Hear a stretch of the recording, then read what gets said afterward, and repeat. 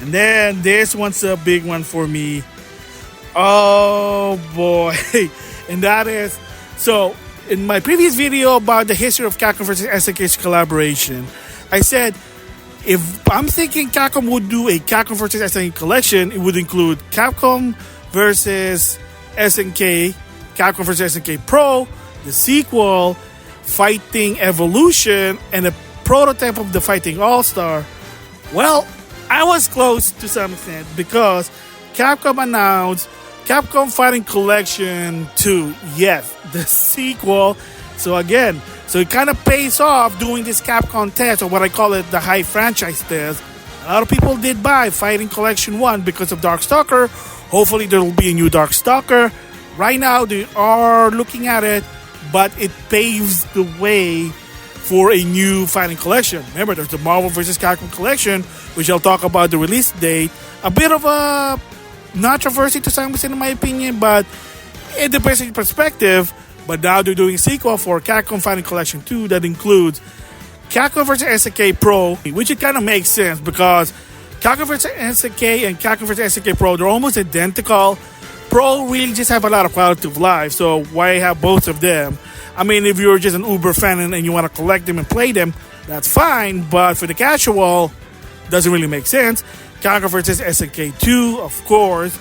Capcom Fighting Evolution or Capcom Fighting Jam. I did talk about that. That game is shit to some extent, but I'm not gonna lie. I'd rather play that game than Marvel vs. Capcom Infinite. That's just me.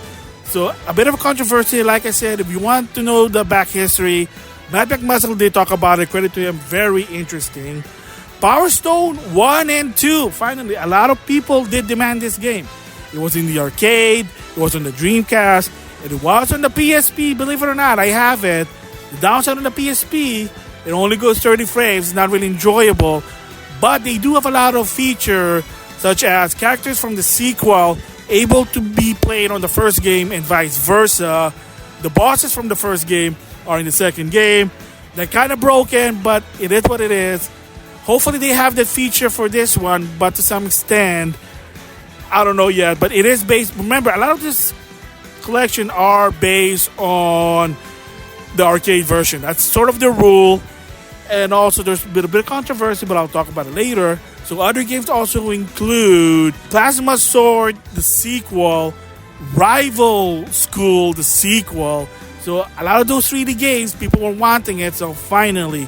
So you might say, oh, this kind of sucked that no Capcom vs. SNK, the first one, no Rival School 1, Plasma Sword 1, etc., etc., etc. Even some people said, where's Tech Romancer? I'm going to say be patient. Maybe Capcom might do some new collection in the long run.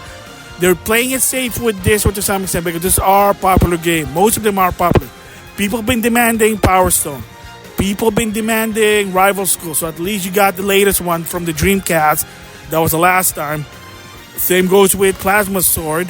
Like I said, Capcom vs. SNK Pro was never been outside of Japan unless you have the PlayStation version. The Dreamcast, from what I understand, was never released outside. Of course, you got Capcom vs. SNK 2. The best part, it even has EO and GameCube mode, which is, again, if you follow, it's basically the Xbox, GameCube, respectively. However, even with a lot of these games coming out for the collection, props to Capcom, there are some minor caveats that they have to do. Maybe it is 2024, maybe it's the FCC, maybe it's regulation, maybe it's the ESRB, who knows. There are things that they're going to have to omit. So in Capcom Fighting Evolution, Dimitri's Midnight Bliss is going to be modified. And one of the endings for Power Stone is going to be modified as well. Is this censorship? Maybe. Is Capcom being quote-unquote woke? Maybe. Is it something to do with the ESRB? Maybe. Because remember, in the Fighting Cap collection, the Darkstalker game, they got rid of the secret ending, which is basically more again illiterate or naked. I did talk about it before. Here's at least a good side. You can find it on the internet. Second, if you have the PlayStation 1 version of Darkstalker 3, I have it. If you put that game on your computer, there are free bitmap pictures in the game. That includes Morgan and Lidit being naked. Just saying there. But yeah, so there might be some minor changes. Remember, even Punisher, They have to change the ending because of a particular famous building in New York. Not gonna touch that. So minor changes. Yes, it is censorship again.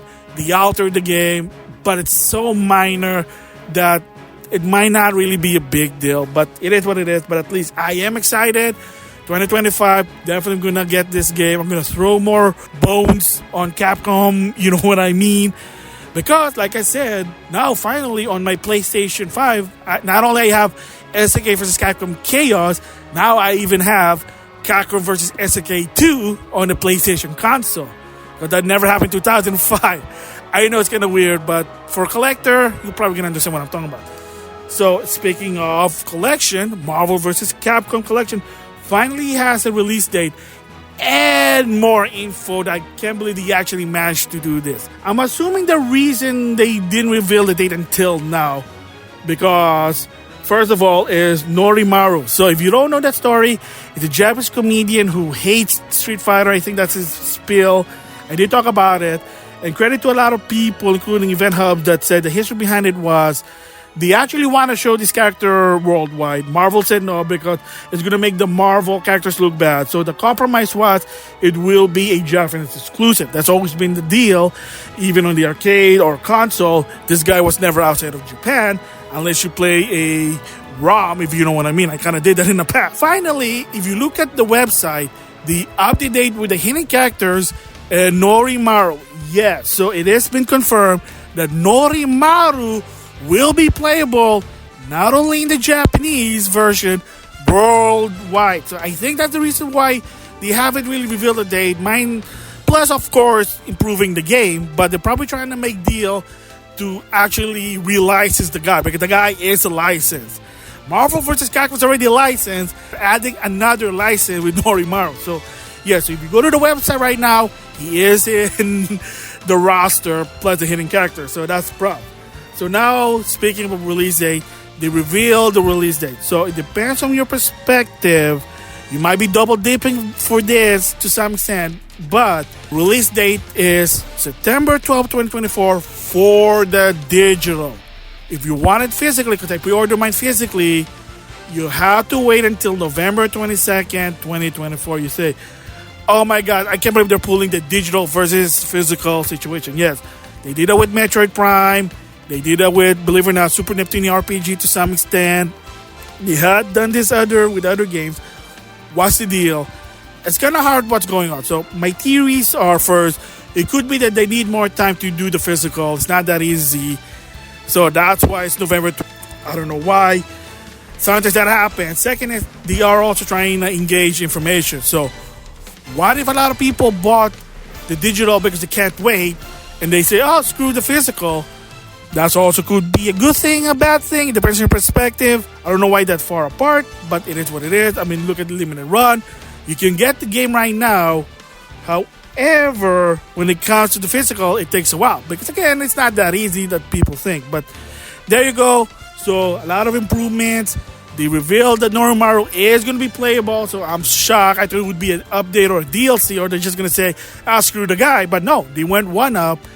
And they finally have the release date, which once again, digitally it's September 12th, physically November 22nd. For me personally, it is what it is. You know, it's gonna suck. I'm not gonna buy it digital. I'm not gonna double dip because I think that's what also Capcom wanted because it is highly demanded. That's why. But they do give you a caveat if you buy it physically, and that is it will come with a comic, an original story, basically talking about Marvel vs. Capcom. What it is, who knows? Is it from Udon? Maybe, but there you go. So, 2 fighting games announced, being released. There you go.